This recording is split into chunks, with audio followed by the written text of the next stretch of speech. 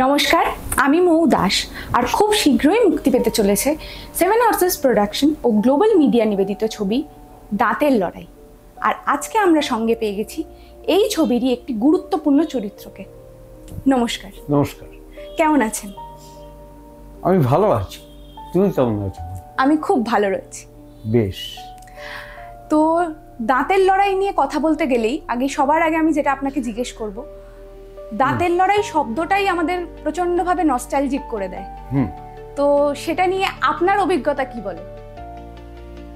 দেখো, এটা এমন একটা ছবি না, এই ছবিটা মানে বিশেষ করে আমাদের বয়সী যারা, তাদের ছোটবেলাটাকে মনে করিয়ে দেওয়ার ছবি।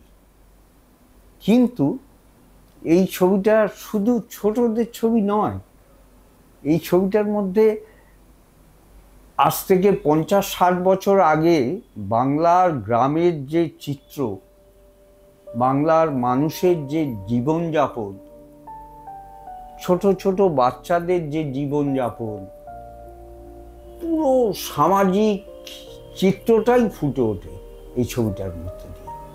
এই ছবিটার গল্পটাই এত ভালো, এত মানবিক আবেদন এই ছবিতে। বাহ। তো আমি আপনার কাছে জানতে চাইবো যে পুরানো দিনের কি কি জিনিস এই ছবিতে দর্শক দেখতে পাবে?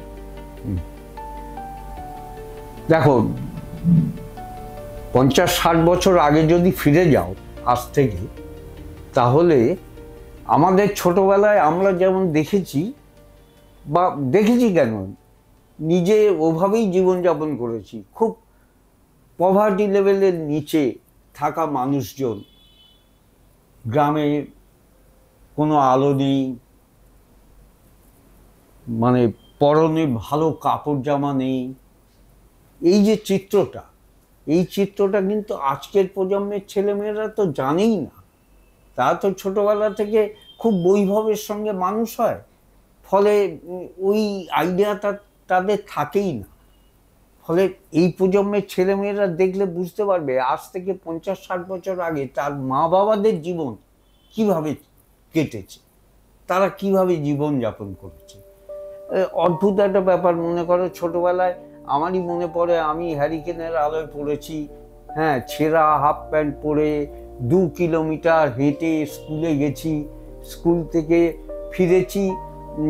মানে বলতে পারো কোনো রকম খাবার দাবার তখনকার দিনে বিশেষ ছিলই না। মানে চাউমিন এটা তো ভাবাই যায় না, ভাত যে জুটেছে এরকম নয়, মুড়ি খেয়েও রাত কেটেছে। এভাবেই জীবনযাপন ছিল। আজ থেকে 50-60 বছর আগে অ্যাভারেজ বাঙালি এভাবেই জীবনযাপন করে। তো আমাদের জীবন এভাবেই কেটেছে। এই জীবনটা কিন্তু একেবারে এই ছবিতে ধরা পড়েছে। এই ছবি দেখলে যে কোনো আমাদের বয়সী মানুষজনরা তাদের ছোটবেলাটা ফিরে যেতে পারবে। অত্যন্ত মানবিক আবেদনের একটা ছবি, এবং ছবিতে অদ্ভুত ব্যাপার যে, মনে করো একটা সিন আছে, পুরো পুকুর জুড়ে বৃষ্টি হচ্ছে, এবং এই বৃষ্টিটা অরিজিনাল। মানে এইটা যখন বড় পর্দায় পড়বে, এই সিনটা দেখে অনেকেই আপ্লুত হয়ে যাবে, এত ভালো সিন। আচ্ছা, তো আমি আপনাকে এটা জিজ্ঞেস করব, দাঁতের লড়াই আপনার কাছে কতটা আপন? দেখো, হঠাৎ করে বিপ্লব ভাই আমাকে একদিন ফোন করে যে, বাবলুদা একটা চরিত্র বেরিয়েছে, তোমাকে করতে হবে। তা আমি একদিন এলাম, কথাবার্তা বললাম, এবং মোটামুটি চলে গেলাম, হাসতে খেলতে চলে গেলাম একেবারে বাঁকুড়া। প্রচণ্ড গরম এবং বৃষ্টির মধ্যে আমাদের কাজ হয়েছে, কিন্তু কাজটা করতে এতটুকু কষ্ট হয়নি। খুব সকাল 7টায় হয়তো কাজে গেছি, ফিরেছি রাত্রি 10টায়, কখনো ক্লান্ত মনে হয়নি। মনে হয়েছে এই জন্যেই তো আমি বেঁচে আছি। একেবারে মাটির গল্প। আমার চরিত্র একটা ডাক্তারের, যে ডাক্তার অত্যন্ত মানবিক এবং রসিকও বলা যায়। হ্যাঁ, রসিকতা করতেও ভালোবাসেন, সবসময় যে চিকিৎসা করে পয়সা নেন তাও নয়, বিনা পয়সাতেও অনেক সময় চিকিৎসা করেন, বেশিরভাগই তাই। গ্রামের মানুষজনকে আর কি ওই আপন করে নিয়ে দেখা, ওই একজন অনেক দূর থেকে রুগী এসেছে, তাকে চেনে না, তার সঙ্গে প্রফেশনাল অ্যাটিটিউড না, এরকম নয়। পুরো মানবিক আবেদনের গল্প, এবং প্রতিটা চরিত্রই তাই, মাটির চরিত্র, খুব ভালো। আচ্ছা, শুটিং বা বিহাইন্ড দ্য সিনসে মানে মনে পড়ে শুটিং করতে গিয়ে কি কি মজা, মানে কোনো মজার ঘটনা বা এমন কিছু ঘটেছে যেটা আপনার মানে খুব মন ছুঁয়ে গেছে বা খুব ভালো লেগেছে? দেখো, এটা তো সর্বক্ষণই ঘটতো। মনে করো বৃষ্টি হচ্ছে, প্রচন্ড বৃষ্টি হচ্ছে, জামা প্যান্ট ভেজানো যাবে না, মানে জামা কাপড় যা কস্টিউম আছে ওটা তো ভিজে গেলে ক্যামেরায় ধরা পড়ে যাবে। ফলে ওইখানে ওই বাঁচিয়ে চলাটাই একটা অন্যরকম ব্যাপার।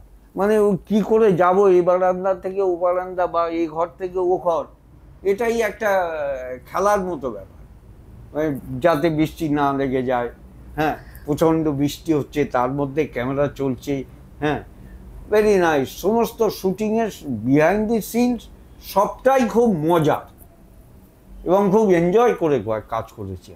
আচ্ছা, তো দাঁতের লড়াই তো 27শে জুন মুক্তি পেতে চলেছে, তো দাঁতের লড়াইয়ের জন্য আপনার তরফ থেকে কোনো শুভেচ্ছা বার্তা কি আমরা পাবো?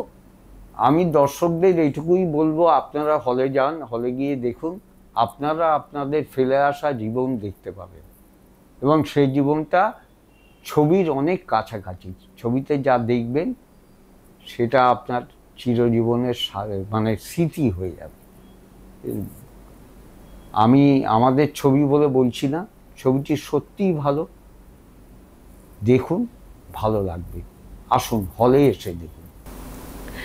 অর্থাৎ আপনি বলতে চাইছেন যে আমরা যখন সিনেমাটা পর্দায় দেখব, এটা দেখে আমাদের মনে হবে যে আমরা আমাদের নিজেদের গল্প দেখছি, একেবারে আপনার গল্প যাকে বলে। একদমই তাই, একদমই তাই, এর মধ্যে কোনো দ্বিমত থাকবে না। আমি বলছি, যারা যাবেন হলে কেউ নিরাশ হবেন না, হতাশ হবেন না। ছবিটা দেখে সত্যিই ভালো লাগবে। এটা হৃদয়ের ছবি, এটা আবেগের ছবি। আপনারা সমস্তটাই শুনলেন। এই ছবি কিন্তু শুধুমাত্র ছোটদের ছবি নয়, সপরিবারে দেখার মতো ছবি। তাই আপনারা সপরিবারে আসুন, এবং বিশেষ করে বাড়ির ছোটদের নিয়ে আসুন, কারণ বাড়ির ছোটরা এই ছবি দেখে কিন্তু অনেক কিছু শিখবে। তাই হলে আসুন, সপরিবারে ছবিটা দেখুন, এবং গরমের ছুটিতে দাঁতের লড়াই দেখে মনটাকে শান্ত করুন। আর ভালো থাকবেন, সুস্থ থাকবেন। নমস্কার। নমস্কার।